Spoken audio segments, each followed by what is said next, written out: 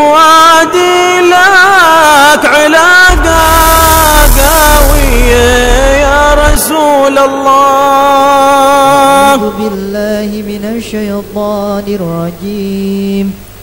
بسم الله الرحمن الرحيم. تبارك الذي بيده الملك وهو على كل شيء قدير.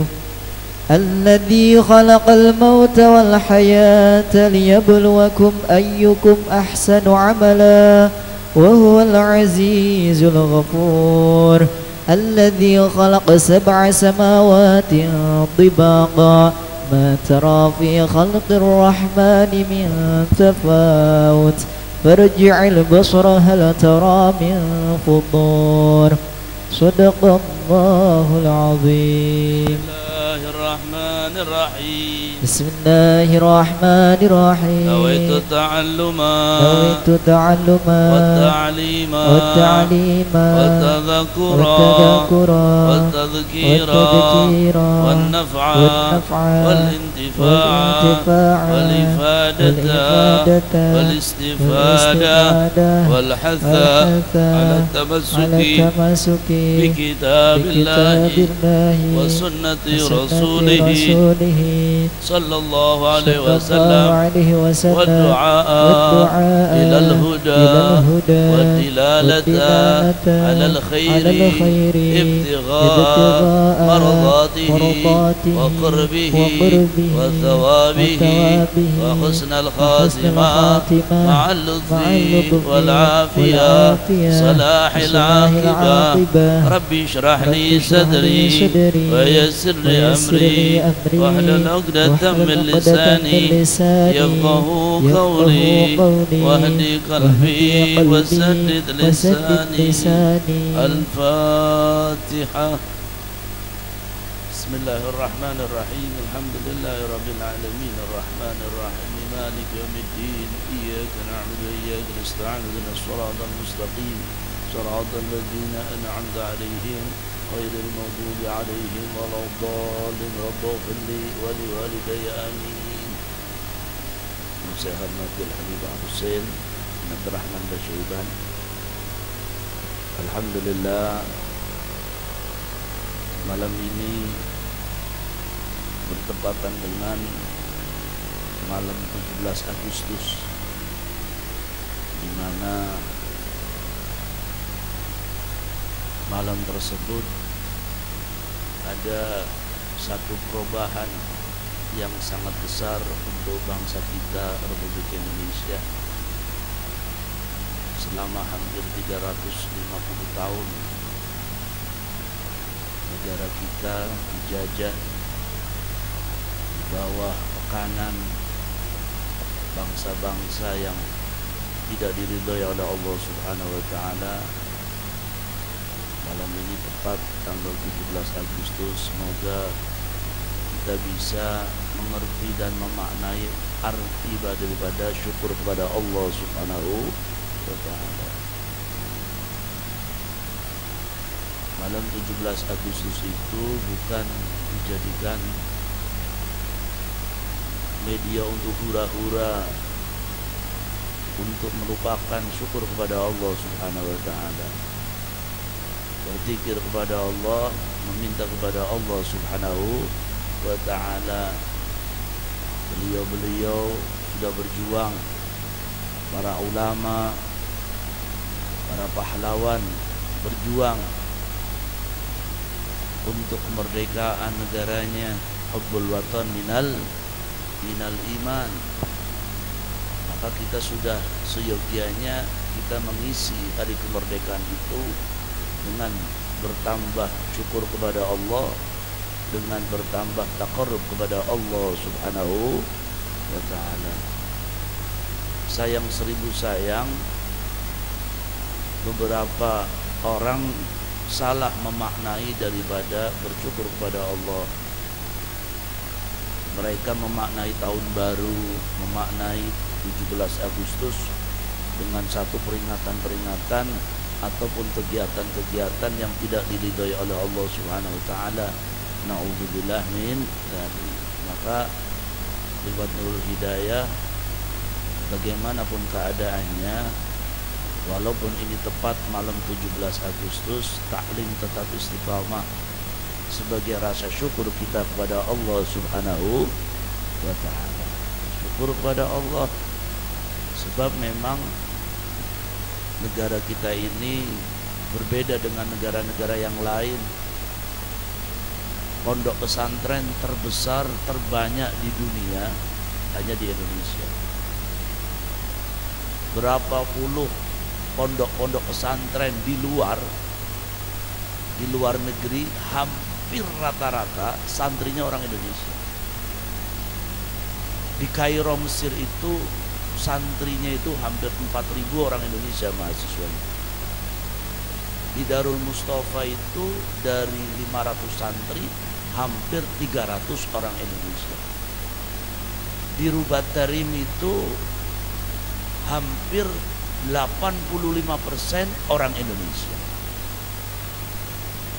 Di Abuya Said Muhammad bin Alwi bin Abbas Al-Maliki hampir 100%.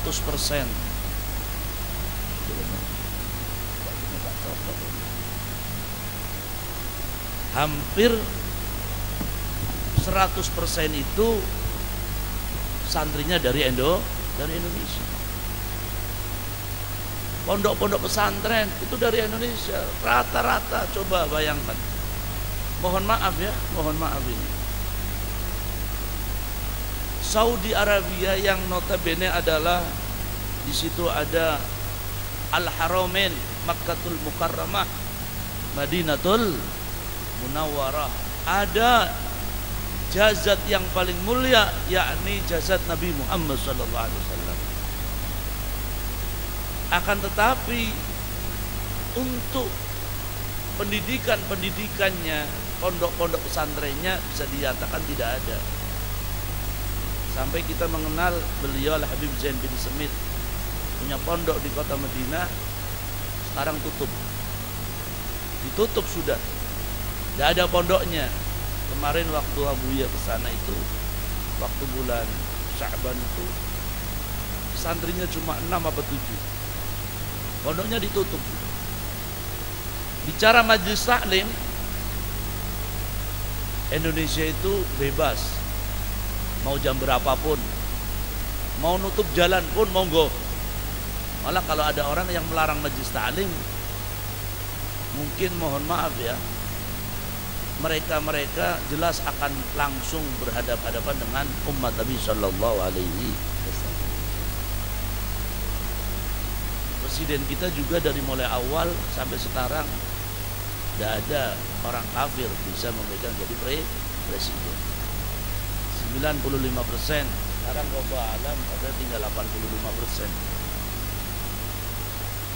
Penduduk Indonesia itu pemeluk agama Islam. Maka sudah sewajarnya kita itu harus bersyukur kepada Allah Subhanahu wa ta'ala. Beliau-beliau mendatangi Indonesia, sebagian juga memang pengen mempelajari bagaimana kerukunan yang ada di Indonesia. Umat Islam bersatu. Maka mohon maaf, saya mendapatkan ajaran dari guru mulia kami, dalam media-media majelis semacam ini jangan sekali-kali menyebut satu golongan, jangan sekali-kali menyebut satu A, satu B. Kita sama di hadapan Allah Subhanahu wa ta'ala. Tidak penting menyebut ini, menyebut itu, tidak penting. Menghabiskan waktu tok. Yang penting kita menjaga keluarga kita masing-masing, menjaga diri kita masing-masing. Belum tentu yang orang anggap kita jelek, ternyata mereka baik di hadapan Allah Subhanahu wa ta'ala. Belum tentu mereka yang dianggap kafir, ternyata mereka itu sebelum meninggal mendapatkan hidayah dari Allah Subhanahu. Yang tahu siapa? Yang tahu hanya Allah. Sekalipun dengan orang kafir pun kita tidak ridho dengan kelakuannya, tapi dengan, mohon maaf, dengan manusianya kita harus tetap berhubungan. Kalau syariat Islam hanya khusus umat Islam, maka kelolaan panjenengan ning pantuku apa-apa maning pasar bingung. Sebab kadang-kadang sebagian sing dodol dudu wong Islam, sing dodol non muslim, maka boleh, syariat memperbolehkan. Kadang-kadang mohon maaf ning balane dewek dan larang ning wong Islam non muslim malah murah. Jujur saya itu kadang-kadang mengajak istri saya. Istri mengajak saya, bukan saya mengajak istri ya. Ya karena ke tempat-tempat belanjaan, ke tempat matalan pakaian-pakaian bayi, saya diajak. Mereka yang punya bukan orang Islam, tapi penghormatan kepada kami yang menggunakan pakaian-pakaian muslim, mohon maaf jujur, kadang-kadang kami dipandang sebelah mata oleh mereka, orang-orang yang Islam sendiri. Darani ninja, darani ini. Jadi satu saat istri saya itu jalan-jalan, orang Islam sendiri yang ngomong semacam itu. Karena istri saya memang saya tutup apa wajahnya, karena saya mengikuti pendapat Al-Imam Syafi'i radhiyallahu anhu. Saya jaga. Kalau saya tidak bisa menjaga anak saya, bagaimana saya akan berbicara di hadapan orang lain? Tapi tatkala kita kepada orang-orang yang non muslim, kadang-kadang mereka itu penghormatannya masya Allah. Ada apakah manggilnya ngerti kak mani, masya Allah ya. Padahal orang-orang yang non muslim, saya kadang-kadang tanda tanya kenapa ya. Maka tatkala kita muamalah dengan mereka pun tidak ada masalah. Walaupun ada orang yang komitmen, kalau mau beliau sama orang Islam baik, tidak ada masalah, itu juga lebih baik. Karena mereka juga punya komitmen sendiri. Yang paling penting muamalah kita dengan mereka jangan terputus. Waktu kita tablik akbar di Rita Mall itu, manajernya itu non muslim dulu, duduk makan bareng satu piring dengan saya, pakai peci lagi, makan bareng, dia makan depan saya, juga makan, dia juga tapi piringnya beda, masa siji piringnya yang pakai. Artinya kita makan bareng. Nah, terus masakannya gimana, Beb? Yang masakan orang Islam, kita khusnudon sudah. Nah, ini penting sekali. Maka kita bersyukur kepada Allah, kita dilahirkan di negara yang betul-betul diridhai oleh Allah Subhanahu wa ta'ala. Cuma yang repot saya ini, saya tidak punya negara. Jadi kenapa, Beb? Saya kalau ke Indonesia, Yaman, darahnya wong Jawa. Ya Jawa. Jadi Habib Jawa dari Jawa. Tapi kalau Indonesia morane darahnya wong Arab. Si uripe nang dia. Nang kana darahnya wong Jawa, nang kene darahnya wong Arab. Aduh, isara Pak Polis. Alhamdulillah. Maka beliau Romo Kiai Abdurrahman Wahid pernah mengatakan satu kebahagiaan, satu kemuliaan tatkala Indonesia itu didatangi oleh dzurriyyah Nabi sallallahu alaihi wasallam. Satu kemuliaan yang dimana Indonesia itu banyak didatangi oleh cucu-cucu Rasulullah sallallahu alaihi wasallam, yang beliau-beliau dari zaman Wali Songo datang ke Indonesia untuk berdakwah di negara kita. Coba bayangkan kalau sampai tidak ada Wali Songo yang berjuang, Wali Songo yang berdakwah, mungkin baju kita tidak kayak gini. Mungkin nggak sing ana kuncungen ya, udah kelambi gundul ya. Jadi karena ajaran Rasulullah Sallallahu Alaihi Wasallam yang dibawa ke Indonesia tanpa ada pertumpahan darah. Pertumpahan darah yang ada di Indonesia bukan lawan dengan urusan agama, tapi urusan masalah negara. Maka kita penting ya, harus betul-betul. Saya melihat guru mulia saya, Syekhina wa Murabbi Rahina Mbah Maimun Zubair, beliau sampai rumahnya aja ada garudanya. Rumah beliau ada garudanya. Kalau orang lain katanya tauhid, katanya wah wis macam-macam, wallahu alam. Yang bikin Garuda sendiri adalah min dzurriyyatin Nabi sallallahu alaihi wasallam. Para habaib, beliau berjuang untuk apa? Untuk betul-betul hubbul watan minal iman. Maka walaupun mohon maaf, Bib, kalau Habib senang Indonesia kok enggak pernah pakai baju batik? Masalahan ya. Saya pernah pakai baju batik waktu ziarah Wali Songo kemarin. Pakai baju karena memang ada sesuatu yang mohon maaf ya, ada sesuatu yang memang saya harus membawa kostum syariat Nabi Sallallahu Alaihi Wasallam kemana-mana. Masalah saya pakai sarung sendiri sebenarnya adatnya orang-orang dulu kan, iya kan? Sarung itu bukan adatnya orang Islam loh. Malah bisa dikatakan sarung itu adatnya orang Hindu. Coba lihat orang Hindu pakai sarung dah.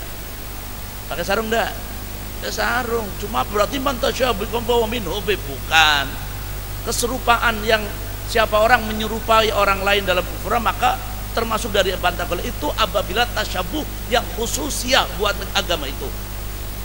Jadi ada ciri khas khusus agama ini, ciri khasnya matalan apa, gambar apa. Nah kalau kita memakainya maka kita termasuk, iman kita termasuk dhaif karena kita mengikuti ciri khas khusus mereka.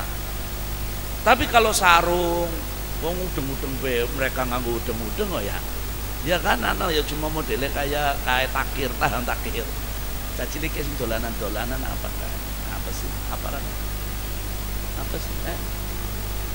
Sing rujak-rujakan bocah cilik. Apa buarannya Bu? Pincukan kaya. Salah nenek ya. Ya artinya kita harus memandang. Jadi kayak gini, kalau kita mohon maaf ya, kalau kita selalu semena-mena kepada orang yang bukan non muslim, bagaimana tatkala mereka beliau ini tatkala dalam keadaan yang minoritas coba. Kita sekarang mayoritas. Maka tatkala umat Islam dalam keadaan minoritas, mereka sedikit. Mereka kasihan kalau melihat yang mayoritas menginjak-injak daripada yang minoritas. Kita merasa banyak, kemudian kita merasa menginjak yang kecil, maka mereka akan membalas bagaimana saudara-saudara kita di kota lain.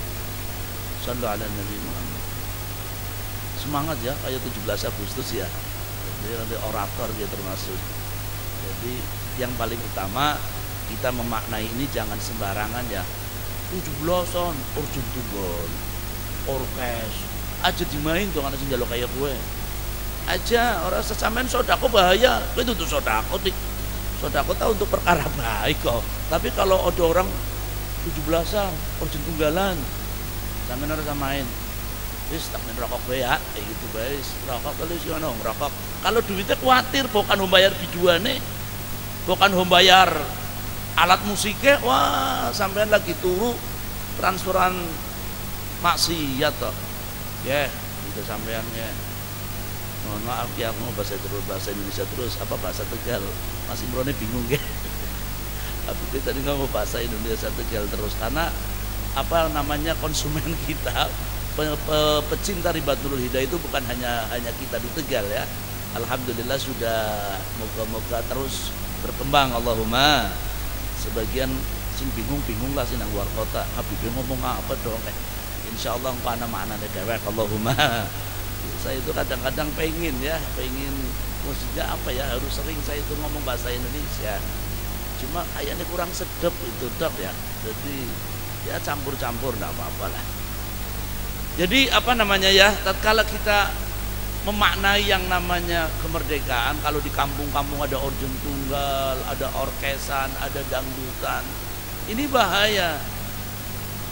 Pemimpinnya harus ngomong, lurahe, camate, bupatine, gubernure, tapi priben maning alasannya gimana Bib ya orang maunya kayak gitu semua sih Bib. Dia harus bertanggung jawab, kullukum ra'in wa kullukum mas'ulun an ra'yati.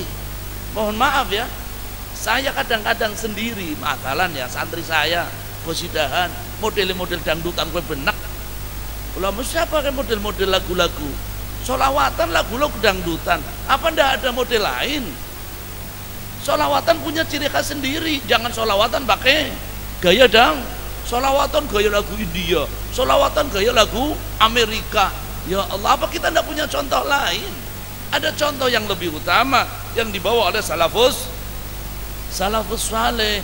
Maka penting sekali ya kita jangan sampai mensyiarkan ajaran-ajaran orang-orang yang tidak diridhoi oleh Allah Subhanahu wa ta'ala. Memang di pesantren itu kadang-kadang kayak gitu.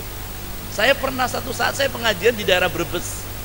Setelah saya pengajian di Brebes, ada orang sholawatan kok saya kayaknya ndak asing suara lagu-lagu ini. Apa ini lagu? Ternyata itu kayaknya lagu dangdutan itu. Lagu dangdutan tapi apa rane? Nadanya nada sholawat. Masya Allah, akhirnya dangdutannya melu jogetan ya. Akhirnya ya digoyang kayak gua. Ya Allah, ya Rasulullah. Khair insyaallah. Udah kita bahas waktu udhiyah. Sekarang kembali tentang masalah kurban. Insyaallah nanti kita akhir majelis kita tutup dengan memandangkan lagu Indonesia Raya. Sebab saya lihat guru mulia Mbah Maimun Sudar itu, saya punya guru ya, saya punya guru alhamdulillah banyak. Maka guru saya banyak, ada Habib Umar bin Hafid, ada Darul Hadis, ada dari Sarang ya. Beliau kalau yang mercon daro kan duit dibakar tok ya kan. Duit dibakar-bakar ya Allah. Untunglah kasih jantungan no. Jantungan beritin.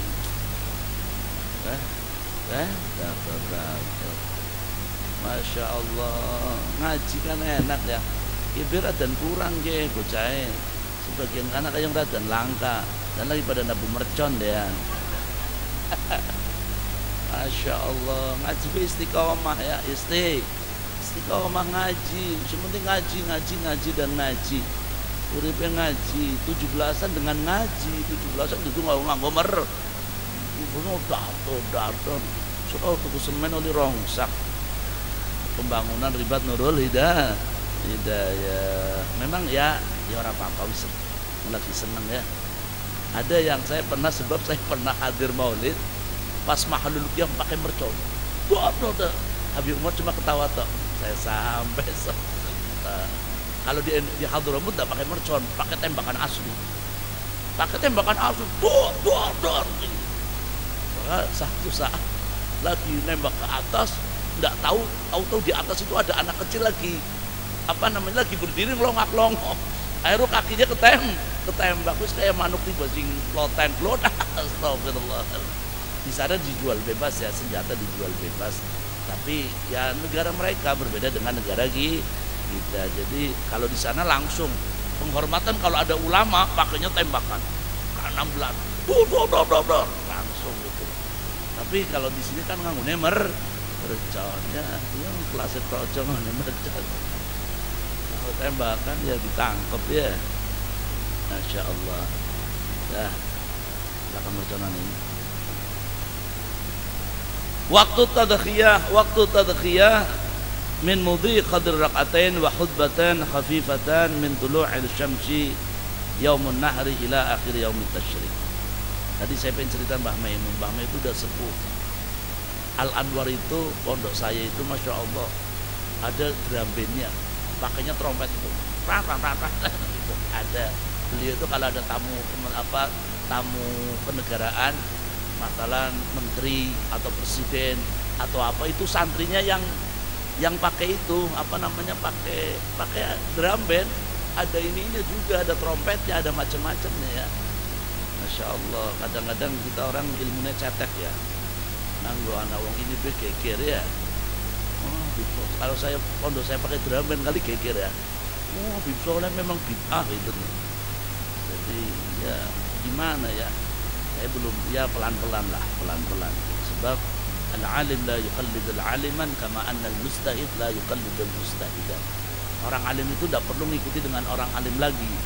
Orang alim juga punya pendirian sendiri yang tidak melanggar aturan Nabi Shallallahu Alaihi Wasallam. Mereka dengan media dakwah mereka, dan semakin banyak ragam ulama, ana sing model ngeten, kita lebih enak tinggal milih. Sampai seneng apa? Aku seneng model kayak monggo. Aku senengnya sing tasawuf, monggo. Aku sing senengnya model kayak monggo. Semakin banyak ragam ulama, yang penting mereka tidak melanggar aturan Nabi Muhammad sallallahu alaihi wasallam. Bismillahirrahmanirrahim. Waktu tadkhiyati utawi waktune wong nyembelih kurban iku min mudhi qadri rak'atain, saking lewate kadar rak'atain wa khutbatain lan khutbah loro, khafifatani kang ringan enteng, artinya kan bukan ringan, artinya sedikit ya, waktunya sebentar. Min tulu'i syamsi yaumin nahri, saking muncule srengenge dina Idul Adha ila akhiri ayyamit tasyriki, tumeka maring akhire dina tasyrik. Dina tasyrik ini menika tanggal 11, tanggal 12, tanggal 13 sampai waktu sholat asar. Maka tatkala orang mau nyembelih kurban, itu waktunya setelah kita melakukan sholat Idul Adha. Setelah kita melakukan khutbatain setelah sholat Idul Adha, maka setelah itu kita baru disunnahkan untuk menyembelih kurban. Saya bangga, saya senang ini karena alhamdulillah kita punya beberapa kelompok ya. Kita punya grup WhatsApp itu. Insya Allah tahun depan kita bukan hanya satu, semoga bisa 4 sapi. Allahumma. Ini sudah ada satu kelompok 7, padahal saya belum menawarkan sama jamaah ini. Saya belum menawarkan sama jamaah Khibat Nurul Hidayah yang rutin malam 1 malam Rebo. Kita hanya pakai kelompok saja. Saya tawarkan kepada mereka tahun ini sudah berhasil 1 sapi, dan saya tawarkan untuk bulan depan sampai 1 tahun kemudian. Ternyata antusias mereka mendaftarkan diri. Ya, saya ikut 1 bulan 200.000 dikali 100 tahun berarti 2.400.000. Nyicil mereka setiap bulan, langsung transfer ke rekening saya berikan kepada santri. Alhamdulillah sudah dapat 1 kelompok tahun kemarin sudah dapat 1. Kita insya Allah akan potong 1 sapi, dan tidak kemungkinan insya Allah nanti kambing juga ada beberapa orang yang akan kurban. Dan untuk tahun depannya kita sudah punya kelompok lagi, semoga bisa berkembang insya Allah sampai 4 kelompok, karena kita niatnya iuran ya, tabungan. Nah, bagaimana tentang arisan kurban? Ini arisan kurban gimana hukumnya? Kalau bicara arisan itu hukum sebenarnya adalah utang piutang. Arisan itu sebenarnya utang piutang. Arisan tidak apa-apa. Hukum arisan hukumnya tidak apa-apa. Tapi kalau misalkan contoh 1 minggu ngumpulin duit 100.000 10 orang, 1 minggu 10 orang berarti 100.000 berarti misalkan tuh 1 jutaan, biar 1 juta, nanti 1 minggu di Qur'ah, di koclak itu, kemudian keluar nama siapa, si A, maka si A itu mendapat uang 1 juta. Otomatis iuran lagi kan, misalkan anggotanya sampai 10 berarti 10 kali. Nah, yang pertama kan sudah mendapatkan 1 juta, padahal dia baru bayar 100.000. Yang 900.000 itu uangnya siapa? Otomatis anggota yang lain kan. Anggota yang lain berarti dia menggunakan uang orang lain. Menggunakan uang orang lain maka namanya hutang. Maka dalam masalah arisan itu tidak ada masalah kalau pakai duit atau pakai apa, akhirnya utang. Nah, permasalahannya orang kurban kok utang, kan angel kan. Nah, ini permasalahannya gitu, kurban kok utang. Kayak haji ada iuran arisan haji itu kok utang. Dewek wis mangkat tapi haji akhirnya balik utang apa pikirannya secara karuan. Nah, ini permasalahannya. Maka bagaimana solusinya? Nah, kan kayak gitu kan. Sebab masalah ini sudah menyebar di masyarakat. Masalah ini banyak terjadi di masyarakat banyak menggunakan arisan kurban atau arisan apa ke yang lainnya. Maka tatkala sudah mendapatkan masalah gini, ada 7 orang, ada 7 orang pas, ya udah jangan 7 orang lah, ya enggak apa-apa 7 orang potong sapi. Setelah potong sapi berarti gimana ya kalau 7 orang itu enggak, kalau itu iya bisa Bibi ya, sapi ya contoh, atau kambing lah, atau kambing itu karena kambing itu kan buat satu orang. Yang gampang masalah kambing harganya 3 juta. Kemudian ini ada orang 5 iuran, ayo berapaan, ayo misalkan harga 2 juta berarti per orang 200.000. Ayo 5 orang kita beli sapi kambing 1. Kambing kan tidak bisa buat 5 orang, kambing hanya untuk 1 orang. Juga si A, B, C, D, E sudah iuran 200.000-an, dapat 2 juta, dapat kambing 1. Ini punya siapa? Nah, kon metu si A. Berarti ini namanya si A. Padahal Si A kan cuma bayarnya 200 ribu, masa 200 ribu oleh wedus, paling oleh buntut tedok kok. Iya kan, berarti cuma 200 ribu. Yang lainnya punya B, C, D, E, kan gitu.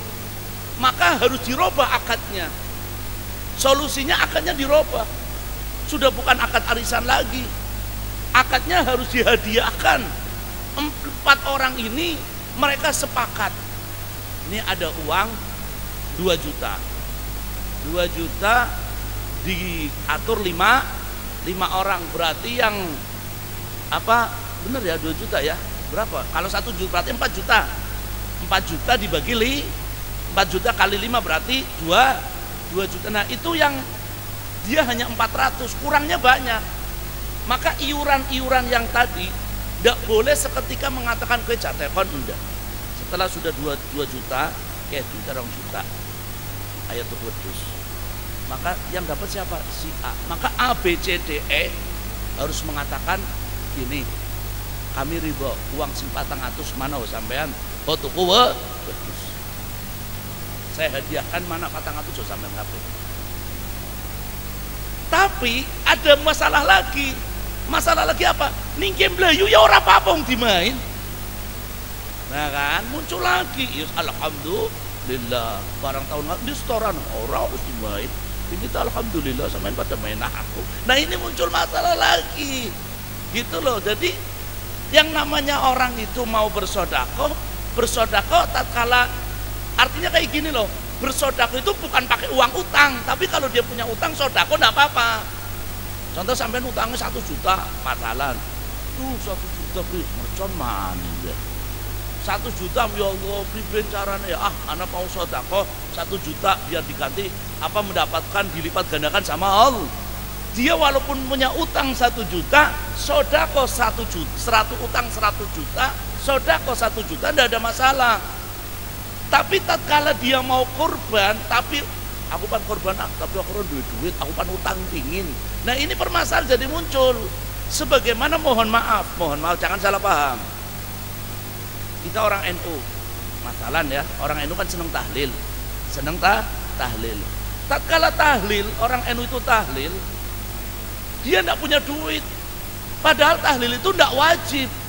Tahlil itu hanya merupakan doa. Tapi tatkala dia sampai utang-utang, hukumnya makruh. Kenapa makruh? Yukallif alaih, dia memaksakan dirinya untuk bersedekah, padahal sedekah lewat nganggone utang. Terus priben solusinya seadanya. Ya duit-duit 1 juta, undang wong 10, undang wong 20, atau artinya semampunya, tidak boleh yukallif. Nah ini akan muncul permasalahan tatkala ada arisan kurban ya. Berbeda tatkala tabungan kurban, maka bahasa saya itu tabungan. Tabungan sih gimana Beb? Setiap hari mereka menabung, 1 bulan sekali mereka menabung, nanti uangnya dikumpulkan. Setelah berkumpul uang tersebut 15 juta atau 18 juta, bareng-bareng kita beli mewakilkan 1 orang beli sapi, kemudian untuk 7 orang itu tabungan, tidak apa-apa. Tapi kalau utang piutang, ini yang akan muncul permasalahan.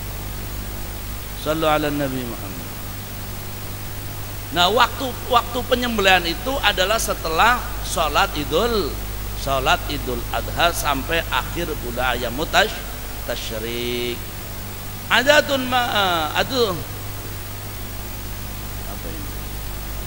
adatu man tuzzi'u anhum al-udhiyal wahidah. Jadi adat-adatnya tatkala orang itu menyembelih, artinya gini, tuzzi'u al-badanah an sab'ah wal baqara an sab'ah wasyatu an wahidah faqat.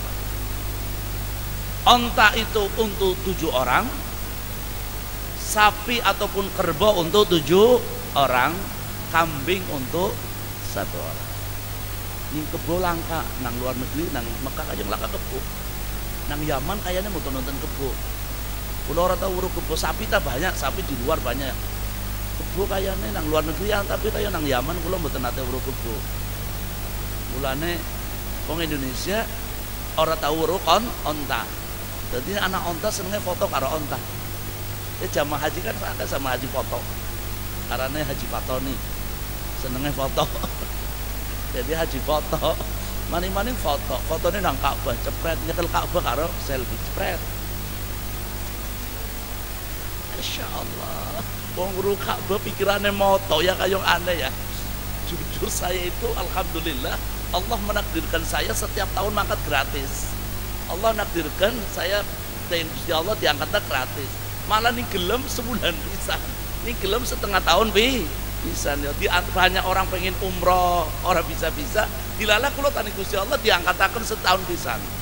Nah, kalau kadang-kadang heran ada orang yang mohon maaf ya, misalkan sampean mendokumentasi monggo, tapi paling gak jarak yang jauh lah atau mana, misalkan Ka'bah nang omahe kula ya, moto jarak jauh mungkin, tapi ini wis kabeh kan wis pikirannya wis ripen dong sampean durung mana ya dadi angel ya.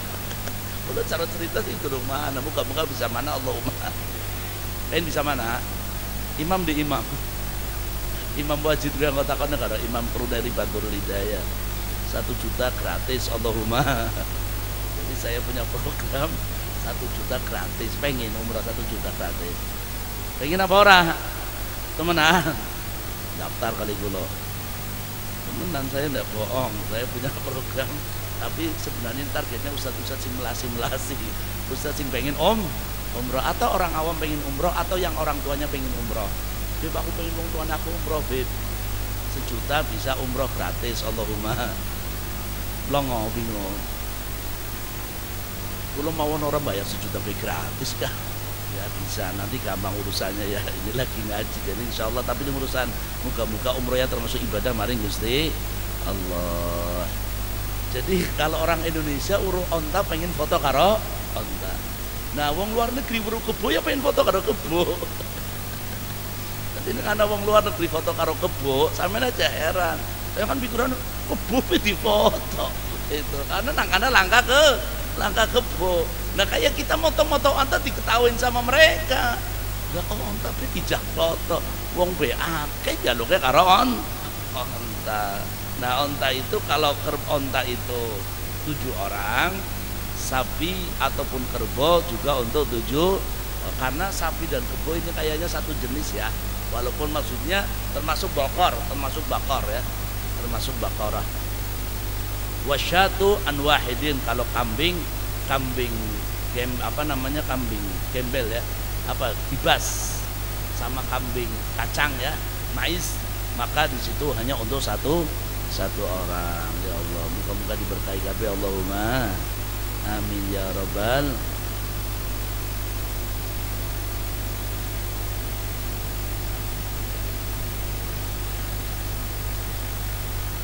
Insya Allah saya akan menerangkan nanti tentang masalah boleh hendaknya kulit ataupun kepala ataupun untuk boleh dia dijual atau boleh tidak untuk dijadikan upah. Nanti ini ada keterangannya bahwa di mana Nabi Shallallahu Alaihi Wasallam juga melarang hal itu. Ini terjadi di masyarakat, orang banyak menjual, orang banyak menjadikan kulitnya itu untuk ongkos, untuk upah tukang tetel kan gitu kan. Sampai tele berapa? 5 ya gimana juga kulit tele 5 ini di masyarakat banyak. Maka kepanitiaan yang barangkali kalian jadi panitia kurban harus jeli. Tanyakan sama orangnya, panitianya siapa? Oh, saya ketuanya. Nanti kulitnya gimana? Kulitnya buat video, buat yang apa? Sing nateli, Beb. Tanya, oleh ndak hukumnya itu? Boleh ndak? Oh boleh, coba tanyakan ustaznya boleh ndak. Kalau ustaznya memang ndak apa-apa, mungkin ustaz itu punya pendapat lain. Orang apa-apa bebas makan kayak gitu. Maka coba tanya ustaz tersebut, ini dasarnya dari mana? Karena kalau ini banyak terjadi ya di kampung-kampung itu, masya Allah, wallahu a'lam, buya itu kenapa ya zakat bukan amilu zakah, cuma bagi-bagi beras malam Idul Fitri, jukut sebagai ngaku-ngaku amil. Saya kan panitia zakat, akhirnya jukut 10 kilonan, ndak boleh. Ini terjadi di masyarakat. Sing kurang ajar oleh duit itu nyate bareng. Masya Allah, duitnya orang masakin. buat nyate bareng naudzubillah min dzalik. Afdhalul dzikri fa'lam annahu la ilaha illallah.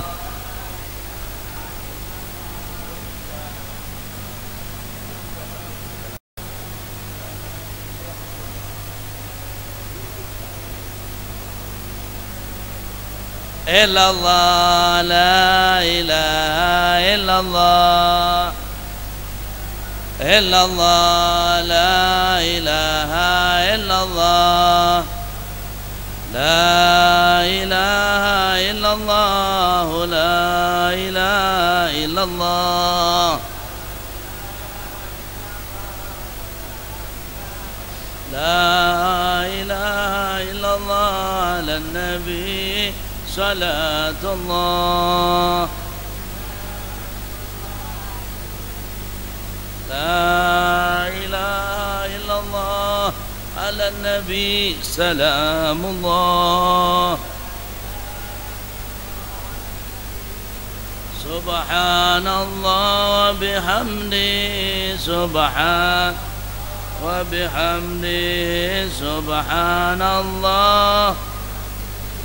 Subhanallah wa bihamdi, subhanallah. Subhanallahil azim, ya Allah, ya Allah, ya Allah. Allah, ya Allah, ya Allah, ya Allah. Allah, ya Allah. Allahumma salli ala habibika sayyidina Muhammadin wa alihi wa sahbihi wa sallim. Allahumma salli ala habibika sayyidina Muhammadin wa alihi wa sahbihi wa sallim. Allahumma salli ala habibika sayyidina Muhammadin wa alihi wa sahbihi wa barik wa sallim ajma'in.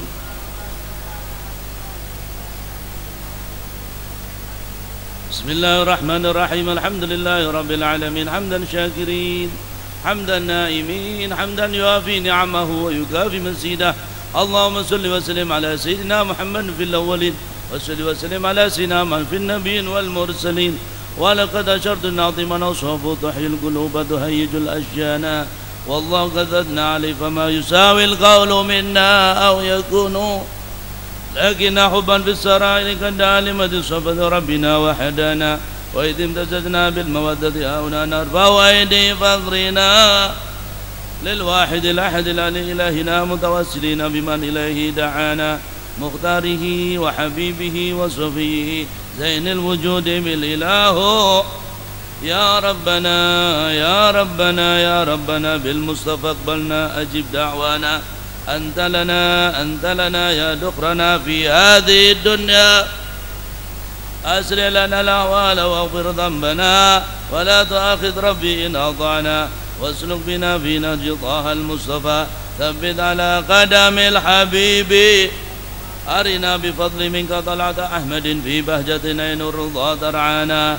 واربط به في كل حال حبلنا وحبال من ودى ومن والمحسنين ومن أجاب نداءنا وذوي الحقوق والظالبا أوصانا والحاضرين وساعيا في جمعناها.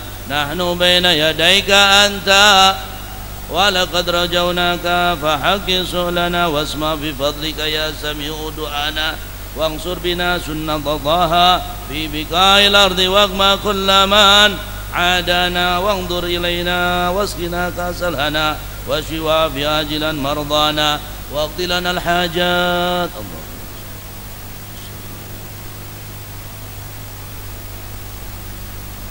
واقض لنا الحاجات واحسن ختمنا عند الممات وأصلحا عقبانا. يا ربي واجمعنا وأحبابا لنا في دارك الفردوس يا رجوانا. يا ربي واجمعنا وأحبابا لنا في دارك الفردوس يا رجوانا يا ربي واجمعنا وأحبابا لنا بالمصطفى صل عليه وآله ما حر قدر حسبا أوصانا سبحان ربك رب العزة عما يصفون وسلام على المرسلين والحمد لله إن الله وملائكته يصلون على النبي يا أيها الذين آمنوا صلوا عليه وسلموا الصلاة والسلام عليك يا سيد المرسلين الصلاة والسلام عليك يا خاتم النبيين الصلاة والسلام عليك يا من أرسل رحمة للعالمين ورضي الله تعالى عن أصحاب رسول أجمعين آمين.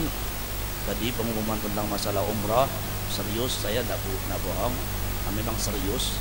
Jadi bagi siapa-siapa yang ingin mengumrahkan orang tuanya ataupun mengumrahkan dia sendiri dengan modal 1 juta, insya Allah bisa berhubungan dengan Ibadah Nurul Hidayah. Semoga betul-betul dikabulkan oleh Allah Subhanahu wa taala, Allahumma. Dan tatkala kita mengumandangkan lagu Indonesia Raya, kita harus betul-betul dengan khusyuk, artinya tidak boleh main-main, karena ini adalah simbol daripada negara Republik Indonesia. Al-Fatihah.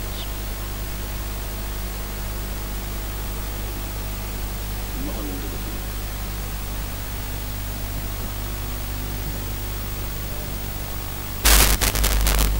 hiduplah Indonesia Raya,